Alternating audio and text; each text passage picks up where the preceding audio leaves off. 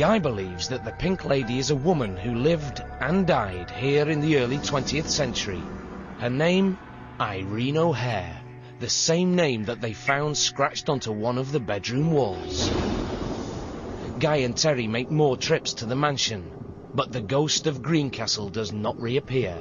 However, the men capture two other images that are just as difficult to explain. The first is this photograph of what appears to be a woman in a flowing gown. Due to her intense colour, she is known as the Gold Ghost. The second strange event occurs while Guy takes pictures of the mansion. Suddenly, three cloud-like shapes fly by. Is this merely fog or some type of mist? If so, it would need a strong breeze to travel this fast. But Guy's clothes and hair never move, indicating that no wind is blowing. Unfortunately, these and other questions may never be answered, because the mansion was destroyed to make way for this cornfield.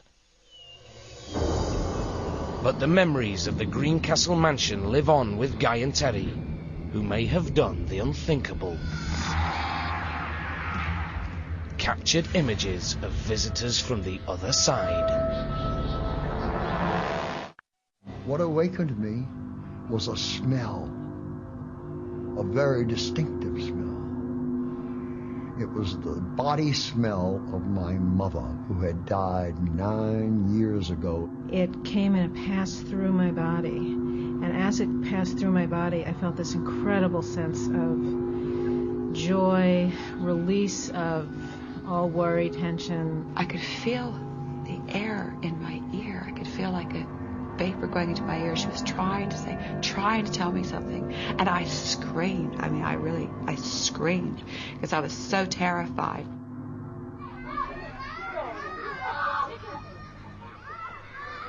On the island of Hawaii lives a 5-year-old girl who seems to have a ghostly guardian. Her name, Carissa. Since she was 4 months old, her family believes that she has been surrounded by a mysterious presence. She kept looking behind my left shoulder, and she kept giggling. Then I just put her down on the floor. I laid her down on a quilt and took 3 photos of her. And when I had it developed, the pictures came back and there were these 2 ribbon-looking like objects, and she was looking down at it. No one can see these ghostly images, except in photographs. I took 2 photos of her in her swing, and when we had the photos developed, they were back in the photos. Picture after picture, these unusual entities have been captured hovering near Carissa. Her family insists that whatever is behind this phenomenon is not of this world. Until somebody can give me a really great argument that these aren't what we think they are, then I'm going to believe that they are some sort of being that's allowing us to photograph them. Of course, the only person who can shed any light on the subject is Carissa, but she's too afraid to talk. When I put her to bed at night, sometimes she'll say, "They're scaring me." When I question her about it, I can't get any real definite answer out of her. So for now, Carissa's family says that all they can do is accept these unusual visitors. What we're seeing in the photos, it's just saying, we're here, we're part of your world. You have to trust and believe in us too. And just because you can't see us with your eyes doesn't mean that we don't exist. Carissa's story is strangely similar to the film The Sixth Sense. You know the accident up there? Yeah. Someone got hurt. They did? A lady. She broke her neck. Oh my God, but you can see her? Yes. Where is she? Standing next to my window. In this frightening film, an 8-year-old boy named Cole can see ghosts. Baby, why are you shaking? But his mother can see nothing. Cole, what's wrong? That is, until she examines photographs of her son. It's then that she realizes in each photo, Cole is seen with a mysterious light, apparitions from another dimension. I want to tell you my secret now. I see dead people walking around like regular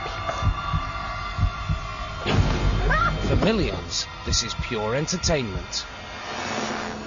But for one 6-year-old boy, this big screen ghost story is all too real. His name is Justin Quinn. Like Carissa and the boy in The Sixth Sense, his baby pictures revealed him to be surrounded by unexplained white lights. But as Justin grew older, these ghostly images took on a more human form.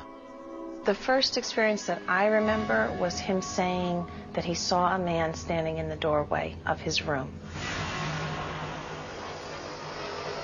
He was standing there, then he walked away, then walked through the other way. Justin also claims to have been visited by a second apparition, that of a young girl. I didn't say anything. I was just scared and going under my covers and peeking under, and then it's still there. And she's coming closer and closer and closer and closer. James Van Praagh, world-renowned medium and best-selling author of Talking to Heaven, visits the Quinns' Connecticut home in an attempt to make contact with the ghosts. Hello, how are you? Good. As cameras roll, Van Praagh meets Justin for the very first time. Hi, Justin. How are you? Good. When I first walked into this house, I felt definitely a denseness to it, a denseness of the energy in the house. Can you sit here? I'll sit up here. Next, Van Praagh begins the delicate process of questioning the shy boy. Do you see them stand there? Yeah, I said one little girl standing in my room. What did she look like? Was she blonde hair? Her had scribbly hair. I've worked with many, many children, and children are very aware. They're very open. They're very sensitive to the spirit world because they're very close to the spirit world. Where's your room? Justin shows Van Praagh where he first saw images of the man and the little girl. Oh, this is a nice room. Is this where you saw the little girl? This is when I was... You were here.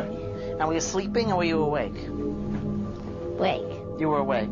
Every single time I'm awake. Next, they move to the basement where Justin also claims to have seen the two apparitions. Are they in that room there? They're in the closet hiding. What do you think she likes to play in here? The toys. The toys, exactly. She likes the toys. And sometimes her plays with the game. Why would these spirits be haunting this otherwise happy home? During Van Praag's investigation, he senses what could be the answer. I have a feeling that around this area, this location, was a place where there were gallows. And that might sound very, very strange, but a place where there were people that were killed. After an hour with the boy, Van Praagh comes to a shocking conclusion. Justin has been seeing ghosts. Van Praagh knows, because he believes he's seen them too. Back in the kitchen, he explains his psychic vision to Justin's mother. I just tuned in to see what was going on. What I picked up was, I picked up two girls. I picked up also one with long blonde hair, similar to yours but lighter. Okay. And I picked up there was a man holding their hands. And the man I picked up, it was very interesting because it felt like a father figure to me.